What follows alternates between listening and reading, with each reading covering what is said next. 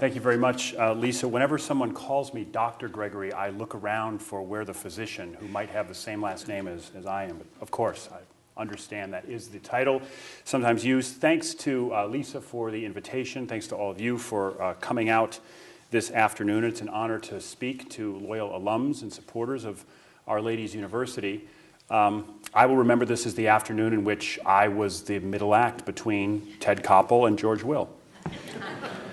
I'm not usually inclined to speak autobiographically, but because doing so on this occasion bears on questions of substance about Notre Dame's identity, its mission, and its relationship to the wider society and to secular academic institutions, I've agreed to do a bit of storytelling about how and why I came to Notre Dame, and what advantages I think Notre Dame has over leading research universities, including with respect to as yet unrealized opportunities for the future.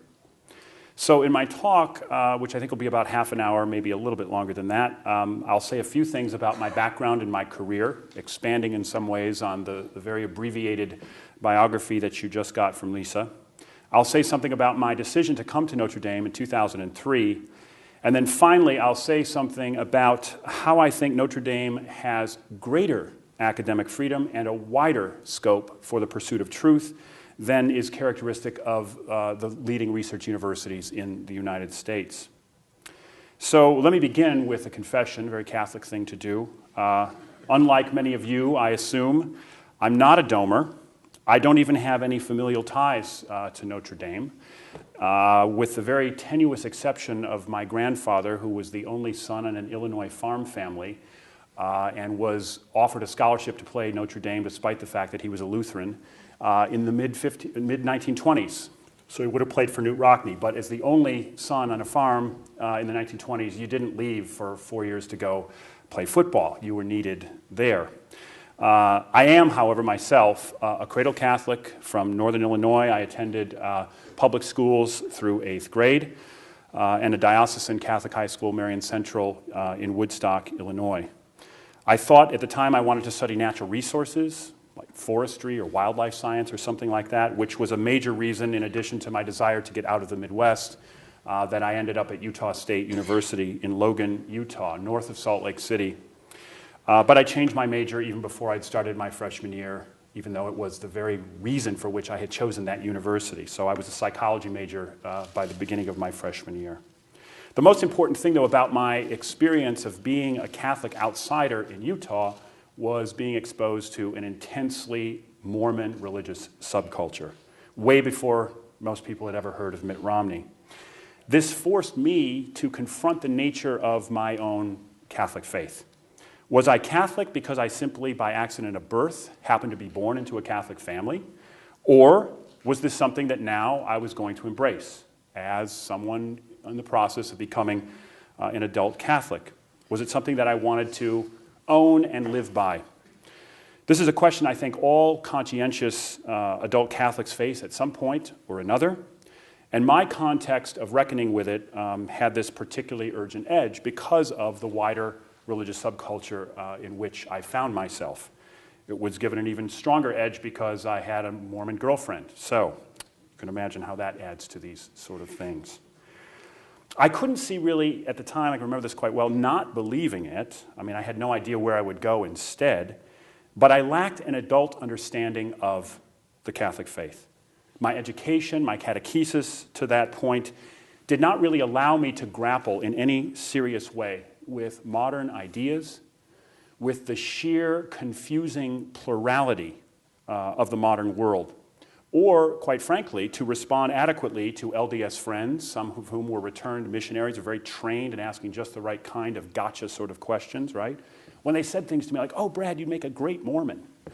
And I'd say, well, not so much, I don't think, but I didn't really know, how adequately to respond. I did not have an adequate grasp and ability to articulate and discuss what it was that I believed and why. And incidentally, I think this state, more or less, that is believing, yet without a kind of serious adult understanding of the faith in relationship to the challenges of the modern world, is more or less the state in which the majority of our Catholic undergraduate students come to us at Notre Dame. Besides the challenge posed by the Mormon subculture in Utah, the major intellectual watershed and beginning of real maturation for me with respect to my faith was the junior year abroad that I spent at the Catholic University of Louvain in Belgium. I participated in and completed an insanely intense one-year BA program in philosophy, so 15 courses in 1 year, and an oral exam in each one in which 100% of the final grade for the semester was based on that oral exam. So you didn't really know what studying for finals was until you've been through something like this. But you come back and it's like, oh my gosh, this is school for kindergartners back in the United States. But that year really set me on the path that I've remained on still. I began to acquire the intellectual tools not only to understand Catholicism per se, but also Catholicism in relationship to modern thought and culture. And in many respects, that is equally important. After my year in Louvain, I went back to Utah State. My senior year, I changed my major yet again. You get this kind of chameleon-esque impression of me, right? He just changes his major every year. It kind of was that. It was all but a music major my sophomore year, too, but that's a whole other story. But I changed my major to history, and I basically treated my senior year at Utah State like I had just experienced my junior year abroad with respect to all philosophy. I just took all history courses. I just wanted to get a kind of economic and social, political, contextual grounding for the history of Western thought from pre-Socratic philosophy all the way up to contemporary French philosophy that I gulped down the previous year in Louvain. And at commencement, when I gave the valedictory address to my college, to a largely Mormon, right, state university, but about 70% LDS, a largely Mormon graduating class and audience, including my Mormon girlfriend and her family in the audience, the title of the address was On Being a Catholic in Utah. It was fun. I was nice, more or less. I wanted to study more philosophy, though, so I went back to Louvain for 2 more years. I got a licentiate degree, which is essentially the equivalent of an MA. And I determined that year that I was more of an intellectual historian than I was a philosopher. And so afterwards, I did a master's degree specifically in history now, with at the time, the most senior Reformation historian in the United States at the University of Arizona. And that was followed by a PhD at Princeton, which you heard about just a moment ago, in which my scholarly specialty became early modern Europe, that is the period between the Middle Ages and the French Revolution, the end of the 18th century, especially the history of Christianity in the Reformation era.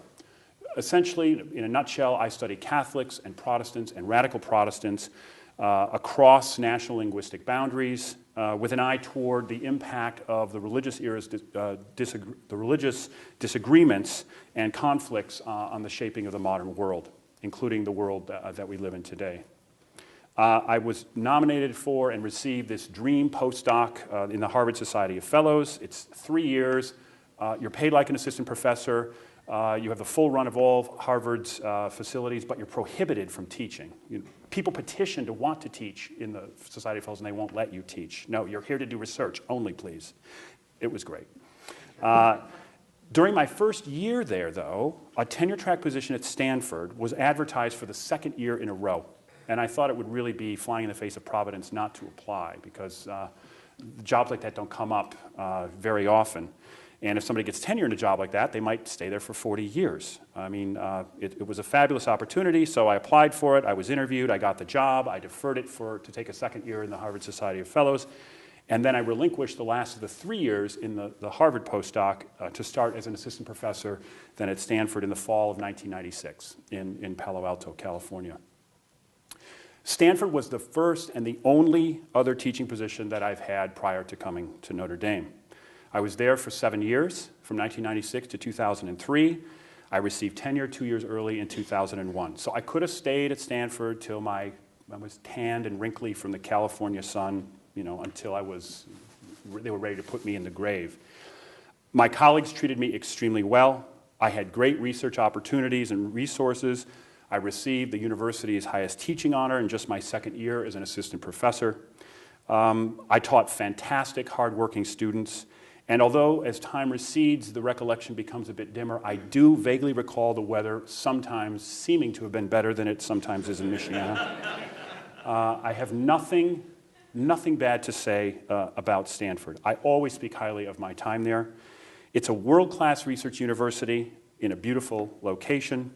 And the fact of the matter is there are very few places I would even have considered leaving Stanford to come to. But it turned out that one of those places was Notre Dame.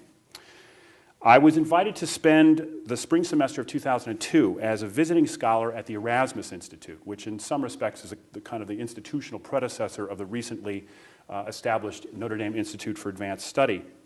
And that enabled me to get to know other scholars here as well as students. Even though I wasn't teaching during that semester, I got to know them mostly through going to daily mass at the Basilica. I was also able to explore the vast range of cultural attractions, for example, in Michiana, in Plymouth, the extraordinary culinary establishments that are all over the South Bend area, and really that just put the Bay Area to shame as far as the natural beauty, too, of northern Indiana in February and March. I thought about what the Bay looked like, the Bay Bridge, for example, right, the Santa Cruz Mountains, and I thought, boy, this is just a place I would rather be. It's so much prettier here. That is not what I thought. In seriousness, though, the months that I spent at Notre Dame in that spring semester of 2002 made clear to me a couple of things. First, that there were numerous colleagues here who were pursuing the study of religion, who were engaged with Catholicism in scholarly ways in a manner that simply was not the case at Stanford, and in fact had not been the case at Harvard or Princeton either.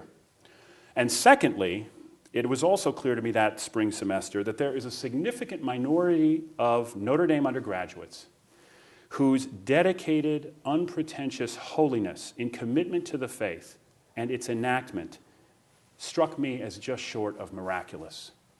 Where did you come from? How did you get through 18 years of life in this country and come out as amazing as you are? And these are kids, they want to learn how to be intellectually sophisticated, how to be ethically committed and responsible adult Catholics. Both those things at the time affected me profoundly. And quite frankly, they continue to affect me today. Both of these things are related to Notre Dame's Catholic character, which in the end, for me, was not simply a reason, but, truth be told, the reason why I decided to leave what by all ordinary ways of reckoning was a more prestigious and a better job at Stanford.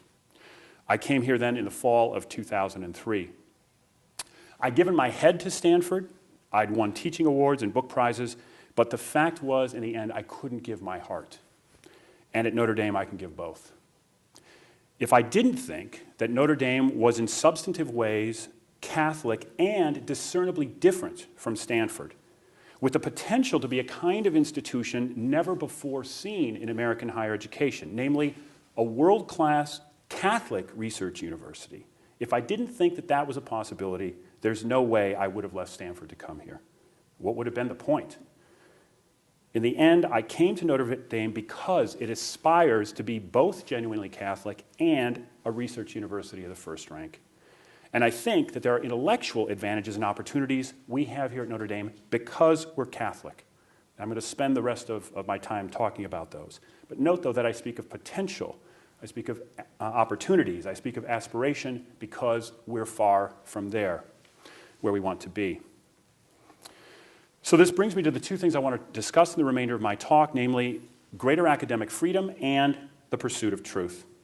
And I'll spend a few minutes talking about each of these then for the remainder of my time.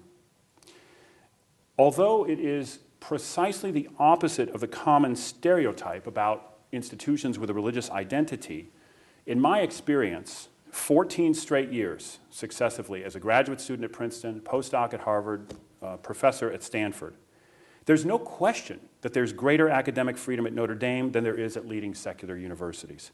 By that, I mean that a wider range of ideas, political perspectives, moral and religious views can be aired and discussed without fear of denigration or marginalization or intimidation.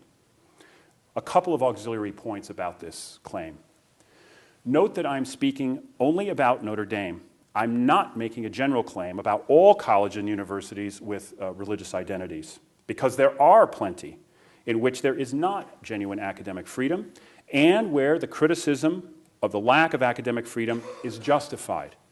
In fact, there are some religiously affiliated institutions at which there's not even religious freedom for faculty. Some at which, for example, if one becomes a Catholic while one is on the faculty. Even though one is already tenured and recognized as a fine scholar and teacher, one is shown the door because of the conversion. Something like it would never happen at Notre Dame. The second point with respect to this claim about greater academic freedom is that I approach this issue particularly as a scholar of religion, someone who's highly sensitized to the ways in which other scholars talk about and portray and study people's religious convictions and behavior.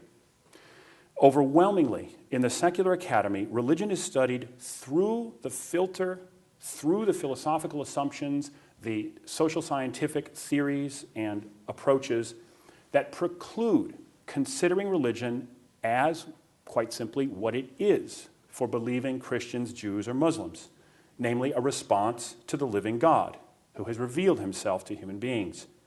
One is not free in the secular academy to consider and entertain religion on its own terms.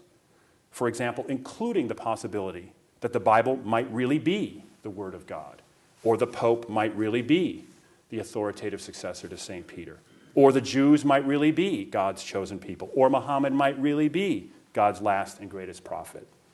Such issues are simply ruled out of bounds from the beginning, even though billions of people in the real world believe such things and in one way or another they actually are influenced by them, and they act in the world based on those beliefs. One would think that they ought to be taken straightforwardly on the terms of religious believers. Someone who raises these issues in this way in a secular university would be admonished, for example, to keep his or her personal beliefs out of the classroom, indeed, perhaps even to refrain from proselytizing. In effect, to observe a kind of unstated academic parallel to the American political separation of church and state. By contrast, Notre Dame insists on and welcomes an open exchange of any and all ideas, including religious commitments, and not simply Catholic ones. We don't say, because Catholicism is true, we want nothing to do with other faiths or people of other religious traditions. Or we don't say, you're not Catholic, so you're not welcome here. No, exactly the opposite, and precisely because of the Catholic Church's commitment to ecumenical and interreligious dialogue. It's been reinforced so well and so strongly by John Paul II during his pontificate, carried on by Benedict XVI. We want discussion and dialogue and debate with non-Catholics and indeed with non-believers. And such discussion and debate is vital to the engagement of Catholicism with the wider society. In this respect, we have not only greater academic freedom, but I think a great opportunity in American higher education. Religion in the real world isn't going away. Secular academics can bury their head in the sand and be content to study it in the ways that they approve all they want to. The fact of the matter is people really believe these things, and they do all kinds of stuff on that basis. If there's going to be anywhere in American higher education where religion is taken seriously on its own terms, at the highest intellectual level, not dismissed and derided as fanaticism or fundamentalism, regardless of its expressions, and it's going to be studied, and scholarship is going to be produced in a way that even our secular colleagues will want to listen simply because of the sophistication of our scholarship and the cogency of our arguments. If there's going to be anywhere in American higher education where that's going to happen, Notre Dame is the place. We have the resources and the will. And this means religion understood in relationship to every other domain of life, society, the exercise of power, economics, culture, and so forth. The bottom line is that there is greater academic freedom to discuss a much wider range of religious and secular moral and political ideas here than there is in the secular academy, which I think in many ways has gotten itself into a kind of relativist cul-de-sac of political correctness. The most important difference between Notre Dame and secular institutions is highly paradoxical, but to my mind, the one that really matters most in the end is with respect to the pursuit of truth. If Catholicism is what it really claims to be, then the very rationale for secular research universities, the pursuit of truth, cannot but be truncated and insufficient from the outset in its secular expressions.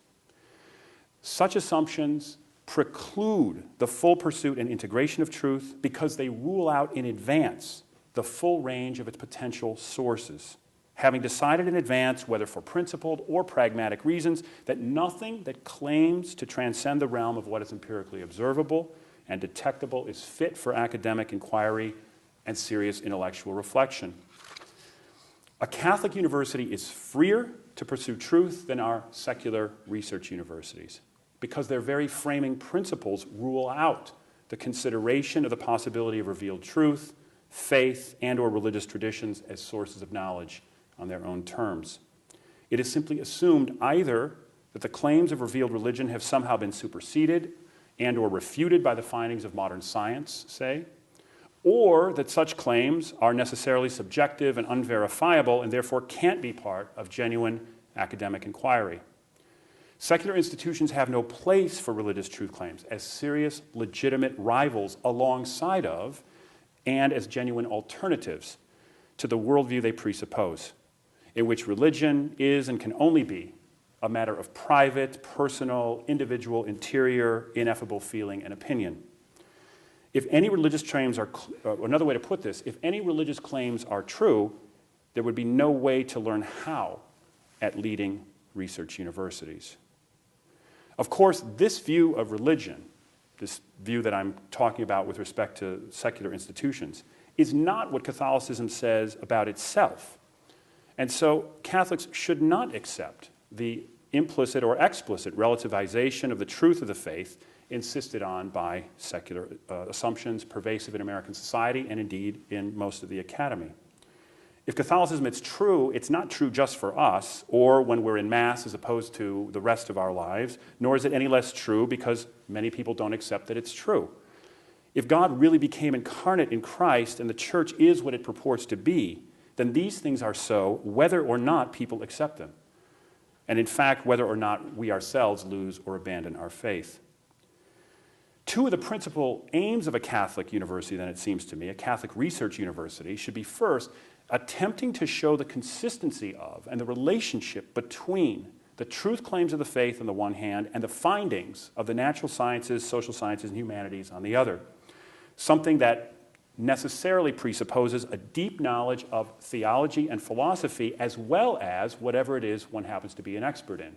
So it's a taller order for those who want to engage this intellectual enterprise. I mean, the faith claims certain things are true, and so do the findings of evolutionary biologists and historians. So how are these things related to one another? You cannot simply put them in separate categories and pretend that we live in a neatly bifurcated or fragmented world, because we don't.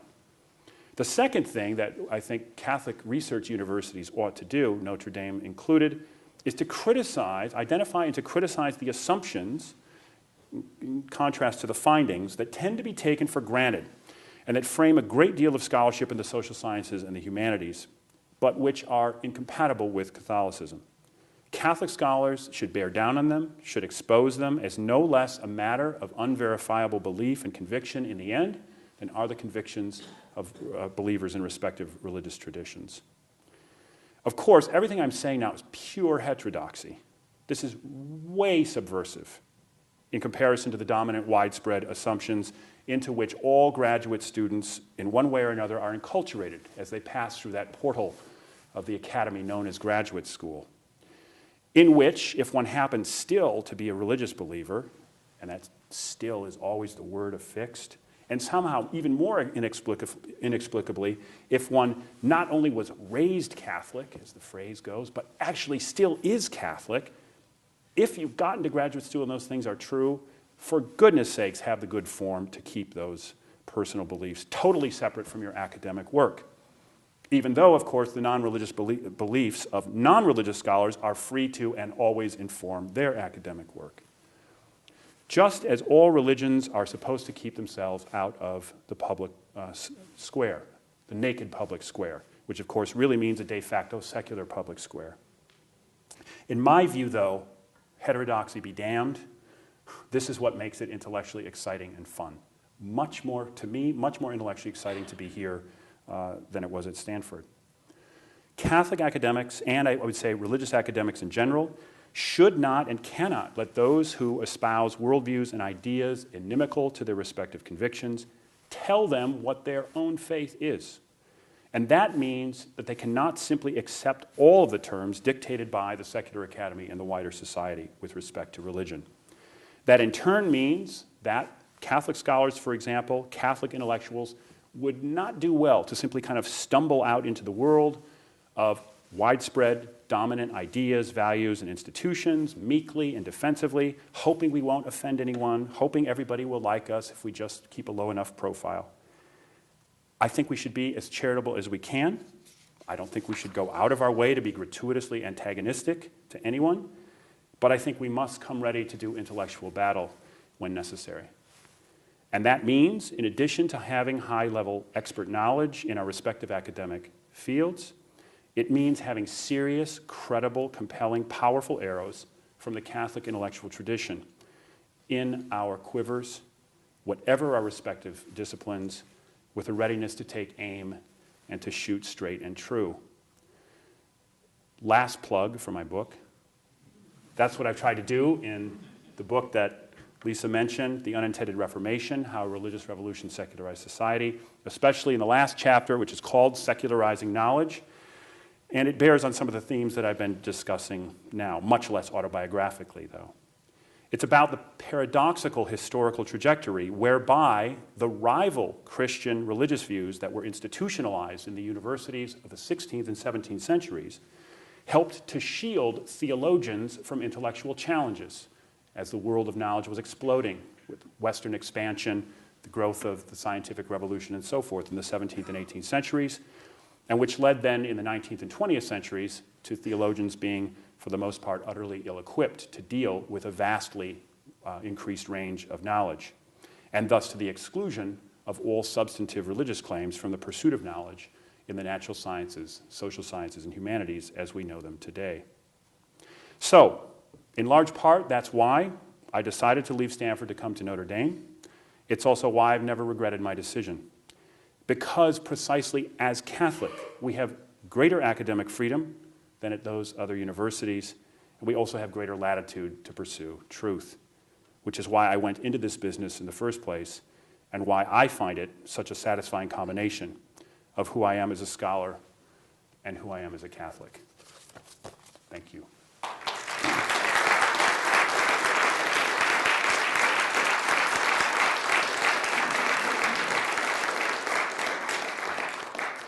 So I think there's some time for questions. Is that the idea? Okay, good. So, questions? Yes?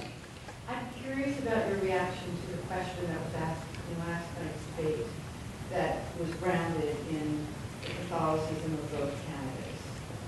Oh, you mean the vice presidential? Yes. Oh. So then I have to actually comment on things dealing with them. No, I don't. The substantive issues don't bother me at all. It's the status and the character of contemporary American politics that is just dispiriting, to say the least. I don't. Well, we knew that a question like that was going to come, right? I don't know about you, but we, meaning I think lots of people in the United States, expected that when the vice presidents, both of them are Catholic, one of which is a Democrat and says, right, although I'm Catholic, right, that's kept separate and that's something private and separate and it's a woman's right to choose and so forth. We knew Joe Biden was going to say something like that, and we also knew that Paul Ryan was going to say what he said, more or less. So, I mean, frankly, there was nothing surprising at all. To me, it was like somebody just pressed a button and each one spewed out their respective views on that particular point. But obviously, that is, a hugely divisive issue in American society. Well, I guess I wasn't surprised about the issue being raised. Yeah. But I was very surprised about the lead-up, because you are both Catholic. Oh. Tell us how you feel. That was more off-putting to me. Yeah. Oh, I see what you mean. Yeah. That kind of somehow. It's because of this, right? We're singling you out as a function of you being Catholic. Had somebody else been, Methodist and somebody was, a lapsed Lutheran, that never would have come up, right? But because you're both Catholic, I think this is, it's probably in part a function of simply that the Catholic Church, of course, institutionally, is probably the most visible proponent of right to life and opposition to abortion in the United States, and so it makes a certain sense in that regard to me. if I was going to say, that's interesting the way you put it. I hadn't thought about it in those terms, but you're right. The annoying part is to say, well, tell us, kind of personally how you feel about this, as though really what it is just a matter of feelings and, personal subjective, which is the view of religion that I was talking about here to begin with. And to that extent, I thought the way that Paul Ryan started to answer the question was a good one. So this is not just a matter of my faith, right? There are other reasons for this, although that too is. I mean, just it's so grim. I mean, the character of the kind of the status and the quality of political debate in the culture right now. It's certainly at an all-time low in my lifetime. I mean, people who have been around longer maybe can remember times that were even worse, but I think it's really grim. I know that's not what you asked me, but it doesn't matter. You ask about politics, I'm going to say something like that. Just press my button. Go on. Less about politics, and I guess that was the base of my question, because I expected a question about abortion.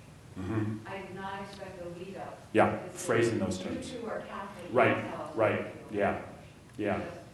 That call out was more stunning. Yeah, no, it's a really interesting point. Thanks for the question. Yeah. Could you give me an example where you say Notre Dame gives you more freedom, whereas another institution, be it secular, would give you less freedom? An example of that? Yeah. I mean, for example, I don't think it's really possible to raise seriously and debate the issue of whether miracles are possible in a secular university. Metaphysical naturalism, that is, that, as Carl Sagan said, right, the universe is all that is the case, and so forth, that there really is something genuinely, radically transcendent that created, all of this, that watches over human beings, that loves human beings, and that is not only can, but has and continues to interact in all kinds of ways with the world that scientists study. You cannot really discuss that question in a secular university. Oh, you have no idea? I mean, those are the framing assumptions, not just methodological naturalism. Also, all responsible scholars, I think, adopt that in their ordinary work. You don't think that, when the light switch goes on, well, most of the time it's because people flip a switch and electricity does this, but, this one time we flipped it and, God intervened and did that. We don't do that, right? But that the study of natural regularities and the increasing explanatory power of the natural sciences metastasizes to mean, therefore, God is not real. We can't even raise the question. And for sure, even if God is real, he certainly doesn't intervene, right, and interfere in human lives. You can't really discuss that question in secular university. And they're way more. They're way more. So, but I think that's the most, metaphysical naturalism, I think, is the most widespread, because all scholars, whether or not you're a natural scientist or you're a social scientist, an economist, or a psychologist, or whether you're in the humanities, it's assumed that you'll engage in your scholarship with that framework in mind. It's much more complicated, but that's just one quick example. Yes? What courses do you teach at Notre Dame? I teach a variety of things. I have taught for, let's see, this is the 7th time I'm teaching. I teach a 2-semester honors humanities seminar for first-year students in the Glynn Family Honors Program. That's been essentially half of my teaching since I've been at Notre Dame. It's a 2-semester sequence. I have the same small group of students, usually between like 14 and 18 students for both semesters. I really love that. After they've finished the 2 semesters, they tend to look back on it fondly. It's sort of like really hard exercise, while you're in the midst of it, you just can't wait for it to be done, but boy, are you glad you did afterward. So I like it when in their sophomore years, they tell me, oh, we really miss seminar, and they come and hang around and stuff. But I work them hard. We read about 30 major works over the course of the year, from Homer's Odyssey, and I've usually finished it with Benedict XVI's Deus Caritas Est in recent years. They write about 70 pages in essays over the course of those 2 semesters, and that doesn't count their weekly responsibility to post to an online discussion list. So they're worked pretty hard. That's one of the things I teach. I teach undergraduate courses on Christianity in the Reformation era. I've taught an undergraduate lecture course multiple times on the Catholic Reformation. I've taught a course, I'm going to be teaching at Notre Dame's London program in the spring. I'm going to teach this course for the 2nd time there. Christianity, Commerce, and Consumerism, the last 1,000 years.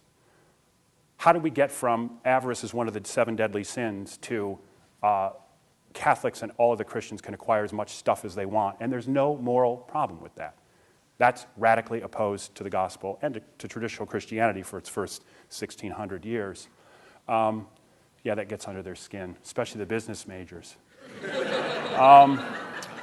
I teach graduate courses on a range of different things, mostly related to my specialty, the Reformation era. I usually give it either a thematic or a kind of a national emphasis. So I might do a year on England and one on France or Germany or something like that. And, I'm co-teaching a course this semester with a colleague from the theology department. Great course title, Dying to Live Forever, Christian Martyrdom from Jesus to 9/11. She's an expert on the early church. I do the Reformation era and the early modern period, and so she already handed the baton off, so now I'm lecturing, but she's done her part. I think that's pretty much the range of stuff. Yeah?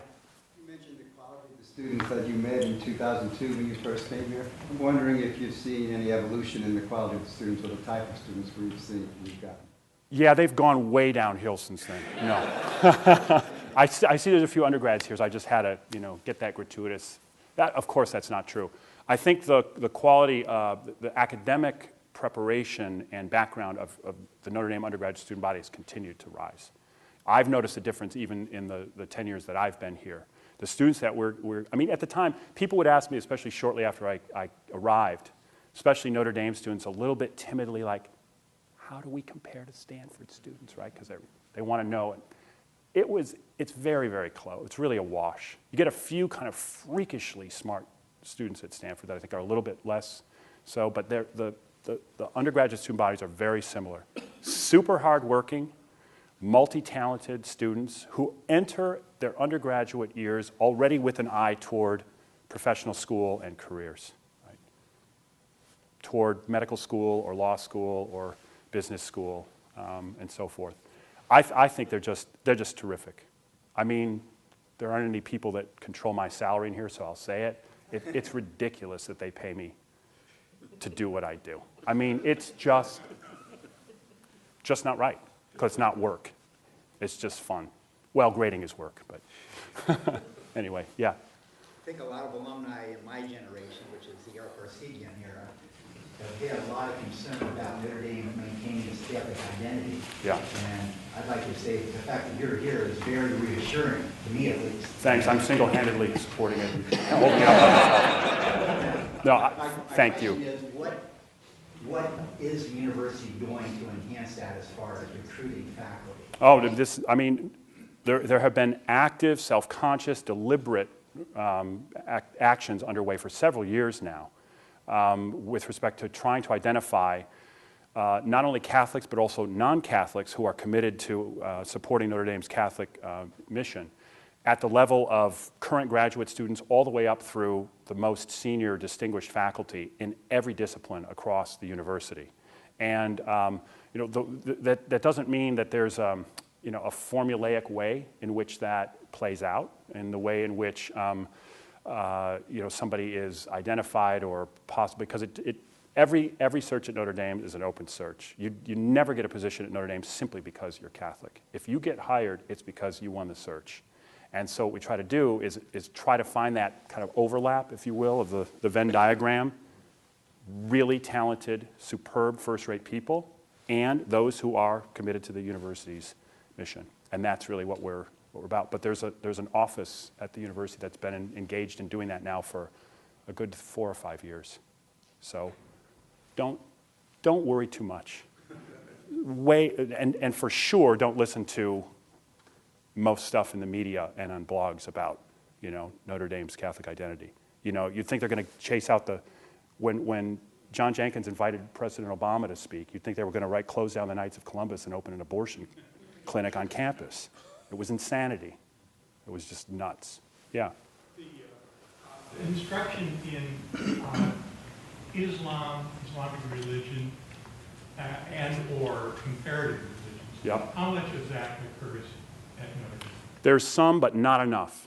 That, in my view, we are hugely underserved as far as experts on Islam are concerned. I don't think that's anything particular about Notre Dame. I think it's partly a couple things. We're in South Bend. And it's hard to get people to come to South Bend, even if they're attracted to Notre Dame for other reasons. So if you love Notre Dame, best thing you can do is like contribute to the urban rehabilitation of the city of South Bend. I think one of the best things. So no, I shouldn't say that. Definitely shouldn't say that with any fundraisers or people in university development in the room. Give to South Bend instead of Notre Dame. Both and. It's partly a function of how in demand scholars of Islam are right now. Islam it's the new kind of Soviet and Russian studies. Islam is what the study of Russian was, say, in the 50s, 60s, and 70s. And all my Russian and Soviet historian colleagues are, oh no, the money's all drying up. And all the people that study Islam are like, yeah, this is great, because money's pouring in for the study. There's a serious, there are several searches going on right now in multiple departments to hire more Islamists, scholars of Islam. And so I think the future is bright in those regards, but we absolutely need to hire more people, because it's critical that both the study of Islam and of comparative, there is a fair amount of comparative religion in the theology department, but not as much as there could or should be. That's my view. Yeah. First, as an addendum to that, we did recently, a few years ago, hire a first-rate Islam scholar, and he was blocked by the State Department. Oh, I know. And he ended up taking a position in Great Britain instead. Yeah. But what I wanted to ask you was, can you give us an example or two of how specifically things at Stanford limited you or marginalized you in terms of your academic? Yeah, you know what? The thing is, I would put it, it's not so much, I never did something explicitly that would, in a certain sense, I think, have called down censure in a certain way. But there was certainly an understanding that there were certain kinds of questions and certain, for example, no way I could have, in a humanities course, simply have assigned, we're going to read a papal encyclical like we would read any other text. That would not have gone over. I would have been, I think in all likelihood, an associate dean or someone would have invited me for a conversation to say, what's going on here? And if I said, well, we read other texts, why not read this text? Well, that's, that's an ideologically, right, loaded text. That's a confessional text. That's religion in a very explicit, narrow, or something like this. I thought it was really pushing the envelope by assigning Thomas à Kempis's Imitation of Christ. And I was all ready for people to critique that, but that went okay. I mean, it is, after all, the most widely published text since the invention of printing in the mid-15th century. I mean, any text that had over 1,800 editions by the end of the 18th century, you'd think, an educated person should at least have read. So I was ready for that response, but it never came. It's more a tone, and it's a kind of implicit understanding. And so I never, pushed it in those ways. I will say that where I really noticed the difference is in classroom discussions. Because at Stanford, students were hesitant to go into directions in which they thought, well, oh gosh, we're talking about God now. We're not just talking about what people used to think about God, but about God. And that didn't happen very often at Stanford. It happens a lot here. And if it's done, I think, responsibly in controlled ways, part of what I get students to do is think about the difference between those two things. They're not the same, and you should be aware of when you're shifting from one to the other. So, I hope that's at least partly an answer. I think I want to make sure we respect people's time, because I know George Will is talking at the Mendoza College, but this is at 3, and if people want to attend that lecture as well, I want to give you time. But Brad will stick around for additional questions. But I want Sure. to thank you very much. Yeah. Thank you. Thanks.